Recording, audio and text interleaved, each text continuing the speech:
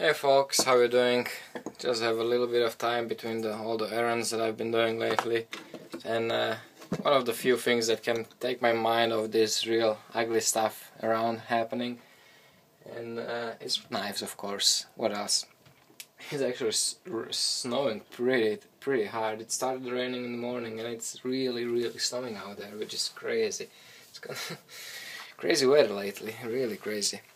I want to share with you a little video. I want to show you my favorite knives lately. Somebody asked, like, somebody asked in the last video in the unboxing, like, if I unboxed the stuff with the Anso just to mess up with Jeff. And actually I didn't. I used this knife as a EDC. These four knives actually, mainly these three, are my EDC lately. Ever since I got all of them, like I carried the CKC Victorious forever, and I still do. Lately I started carrying these a lot, and I swap with the Hinderer also. One more thing, what some of you will hate me, but I mean, come on guys, it's me. I cannot leave anything around, alone. I did regrind the Hinderer. I thinned down the edge a lot. Now it's way under, I think it's 20 under, like right under 20 thousandths on the edge. It's convex, almost full high convex, and with the small micro bevel on the bottom, you can pick it up there. And now it cuts a lot better. I notice it holds the edge a little better too, so it probably just needed to reset that edge after it came from Rick. And I love this knife now because it's much better performer. Even this little bit, it is much better performer. And do I regret it if I drop the value? Not really. I never want to sell this knife. I want to keep it, and I want to use it. It's a beautifully made knife from a guy who I respect a lot, and never want to sell it. So I really don't care if I drop the value or not, or if it doesn't look as cool as it did when I got it. Hell, it's a great working knife now, and I really like it, and that's all that counts for me. Really liking it now. Same with this one. I mean, I did scratch it already. I don't baby the knives. Of course, I'm never gonna try to ruin them, but you use them, they get scratched. You see the tip there, right here on the tip, and here a little bit also. Very nice thing about the Anso, what I never really seen anybody mentioning, beside the really cool look on all of them. Now for this issue, I can only talk about this one because this is the only one I have. But even though it is a hollow grind, it's beautifully nice and lean grind. It's 16, 17 thousandths thick on the edge, on that secondary bevel, which is nice and thin. That's the way people should grind knives, So no matter what grind they are, they will at least cut, and cut well, because this knife does cut. Beside looking the coolest knife ever, it actually performs real well. It has a nice capabilities. You have that really good tip, you have plenty of belly here, and you have that straight to cut stuff like this. Really enjoying this knife a lot. Really, only thing I wish it had the tip up pocket clip. That's the only thing I wish. But other than that, it's beautiful knife. Flips nicely with the regular way, or also with this finger from the bottom, whichever way you like it. Even the spidey drop, I like this knife a lot. Excellent knife, and this isn't a cheap knife. This is very expensive. This is my most expensive knife. This was my grail knife ever since I've seen it first time. Once I seen it at Jeff's place the first time in my life, I said I have to have this knife at one point. I was regretting that I didn't get it at the Blade Show because I had a chance, but I was stupid and cheap and didn't want to spend the money on it. Meanwhile, it was a great deal that I will never come across again, probably. Awesome knife. I actually can't wait to get that orange scales from Jeff. He couldn't find it. It has the regular orange Anso scale directly from Anso. This is Jeff's scales. It's beautiful, but I do want to be able to swap the scales depending on the mood. It's beautiful knife. And this one, I don't even have to talk about it. I've made a video about it. I'm in love with this knife. Such a great made, super performer. Excellent performance, simple design, convenient opening closing, even without any crazy luck. I don't need the luck, I couldn't care less. Never ran into any issue with the knife that I would be, oh damn, I cannot lock this blade, it sucks, I cannot use it. Never. It's beautiful. I love it. It's actually even more convenient than any locking mechanism, because it's just like, You don't have to do nothing. You see that. Simple as that.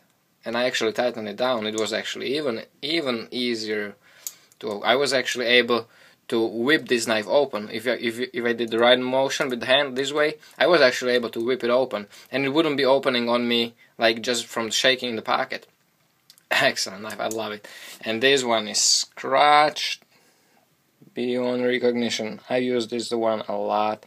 I don't know if the camera will pick it up. I had like the perfect finish on this. I loved it so much that I did like perfect hand drop satin finish, and you see the scratches now. It's just, this knife I've used a lot. And if you guys are into the pocket knives with super high performance, you gotta hook up with Kylie. And you know, if he's gonna sell this later down the road, I don't think there is a knife that I would recommend to the true knife lover. The knife, because of what they are, tools. I don't think there is a knife that I would recommend more than this. That's just me, because you guys know that I don't care about locking mechanism and everything. All I care about is, I do care about the weight, I care about size, and I care about convenience of opening, closing one hand. But doesn't have to lock. And this knife is everything I need, really. It has the cool factor, it has the looks, it has the uniqueness, it has the performance, it has everything. And I still carry this one a lot.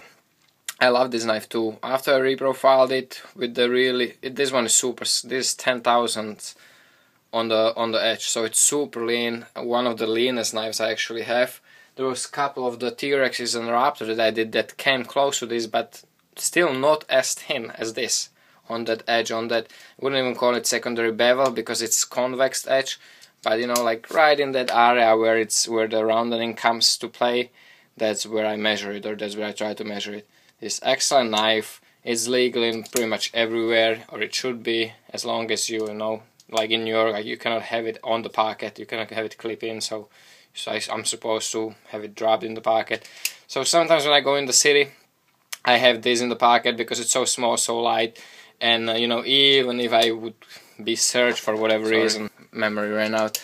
So even if I were to be searched by cops, by NYPD, this is still legal, so I should be fine, you know, unless you really run into somebody in the bad, grouchy mood, you are fine because it is legal.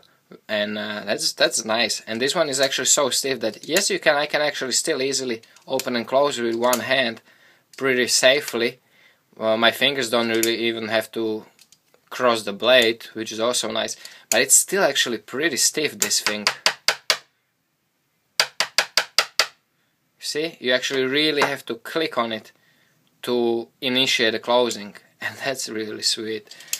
But if you just, you know, push on it with the finger, it's nice, but with the regular cutting, it's really, I would say, almost impossible to cut yourself. Not to mention that in, you know, most regular grip, your finger is here, so it really cannot close on you. So, beautiful, really well made knife. But of course, it wasn't that so much with the original grind. It was really stiff hollow grind, but after a little bit of work, it earned my favorite list. I do like a lot of other knives that I have. I love my paramilitaries, I love my Griptilian, but I just have so many knives. I love my Microtech. I just have so many knives that just lately, I mean, just might as well enjoying these expensive customs, because, you know, why else would I have them if I wouldn't be using them? And it's like, I think that's where the real joy of this knife comes through, when you actually use them.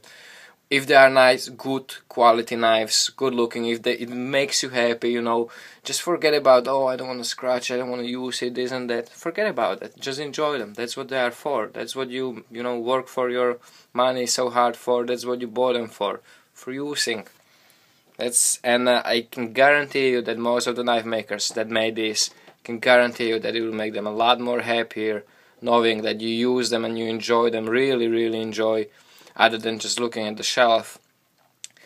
What was I gonna say? It will make them much more happy knowing that you use them and enjoy them, rather than sitting on the shelf, you know, treasuring like, oh, I don't want to scratch it. I guarantee you that every one of the knife makers would be happier knowing that they are being used for what they are made for.